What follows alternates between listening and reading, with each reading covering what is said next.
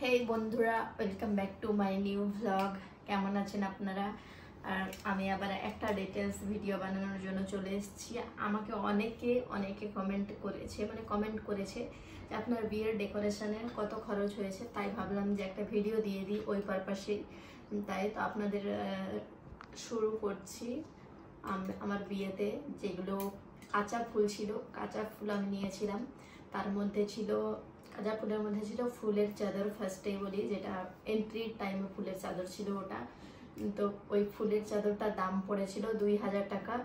2000 টাকা ফুলের চাদর। আর যেটা ফ্রেম ছিল মানে পুরোটা 2000, কিন্তু ফ্রেমটা পরে ওকে দিতে হয়েছে, না হলে আরো হয়তো ফ্রেমটা না দিলে আরো হয়তো 1000 টাকা বেশি লাগতো, কিন্তু আমাদের ফ্রেমের কোনো দরকার ছিল না, তাই ওনাকে রিটার্ন করে দিয়েছি। 2000 টাকা নিয়েছিল। তারপরে আসি, তারপর 200 কি 250 পিসের মতো হয়তো রোজ ছিল, লাল গোলাপ ছিল 200-250 পিসের মতো পিস।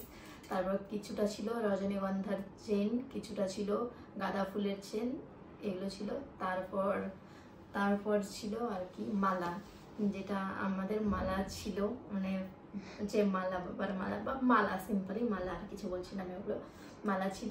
ওটার দাম বোধ হয় 1200 কি 1200 মনে হয়, এরকম লেগেছে মালা। কারণ ওটা ছিল রোজ আর জিপসি দিয়ে, তাই একটু দাম বেশি।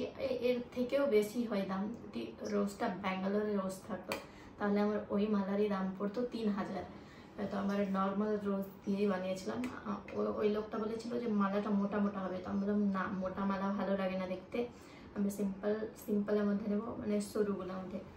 তো এটা বানিয়ে দিয়েছিল কম দামের মধ্যে। ভালো মালাটা প্রচুর ভালো পেয়েছি, মানে 1200-র মধ্যে এত সুন্দর মালা, খুবই ভালো লেগেছে মালাটা। না হলে ব্যাঙ্গালোর রোজের মালা 3000-এর নিচে হয় না। আমি ওনাকে জিজ্ঞেস করেছিলাম, তো উনি বলেছেন এখন রোজের দাম, ব্যাঙ্গালোর রোজের দাম যেহেতু বেশি চলছে, তো মালার দামও বেশি লাগবে, তাই। আর আমার খোপাতে দেওয়ার জন্য ছিল ব্যাঙ্গালোর রোজ, ওগুলো রোজের দাম স্লিপে লেখা ছিল 70 টাকা করে। এবার কি জানি পরে কত টাকা করে নিয়েছে, 70 টাকা করে লিখে রেখেছিলেন উনি। তো আমি অবাক লেগেছিলাম, 10টা না কটা ছিল, 700 টাকা লেগেছিল। তো আমি প্রচুর অবাক লেগেছিলাম এত দাম দেখে। আর জিপসি ছিল, জিপসিগুলো কত করে ধরেছিল কি জানি।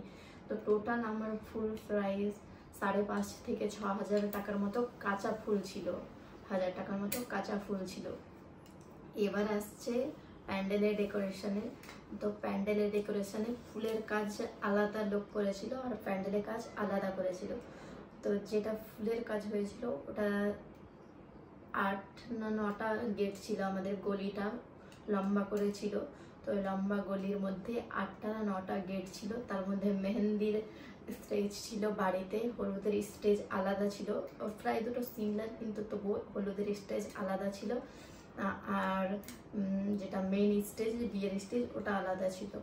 আর চারিদিকে মানে প্যান্ডেলের পুরোটাতেই ফুল দিয়ে ডেকোরেট ছিল সুন্দরভাবে।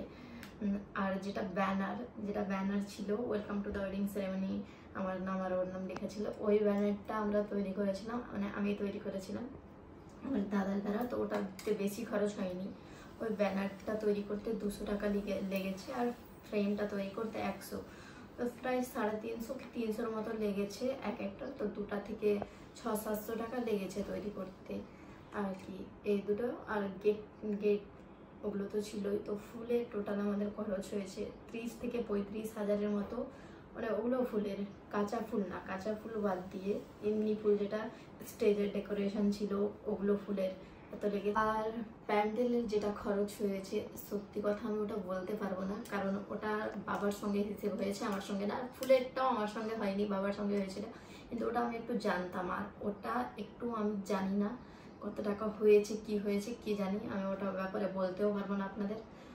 তো ভালোই হয়েছে, কারণ আমি কাপড়গুলো বেশ ভালো ভালো নিয়েছিলাম আর কি। আর দেখুন এই চশমা, এগুলো চশমা সবাই আমি নিয়েছিলাম, অনেকেই জিজ্ঞেস করেছিল কোথায় নিয়েছি, তো কিছুই না, এগুলো এমনি চশমাতে এগুলো লিখে দিয়েছি, লড়কি বলে হলদি, যেগুলো যেগুলো লেখা ছিল ওগুলো লিখে দিয়েছি। এটাই আমার কাছে এখন অ্যাভেলেবেল, বাদ বাকিগুলো তো কোথায় গিয়েছে কি জানি। তো সব এগুলো আপনারা তৈরি করতে পারেন। আর প্যান্ডেলের ব্যাপারে সত্যিই আমি জানি না। ওকে বন্ধুরা, তাহলে আজকের ব্লগ এই পর্যন্তই, দেখাচ্ছে নেক্সট ব্লগে। ততক্ষণে ভালো থাকবেন, সুস্থ থাকবেন, আর নিজের খেয়াল রাখবেন। আবার বলে গিয়েছি, অনেকজন আমাকে গোল্ড কালেকশনের ভিডিও চেয়েছে। সত্যি কথা বলতে আমি গোল্ড কালেকশন ভিডিও অবশ্যই দেব। এখন বর্তমানে আমার কাছে গোল্ডগুলো নেই, মানে গোল্ড নেই, যেহেতু বাড়িতে রাখে না, ওগুলো লকার না কোথায় বলে না ওখানে রাখে, তাই এখন নেই।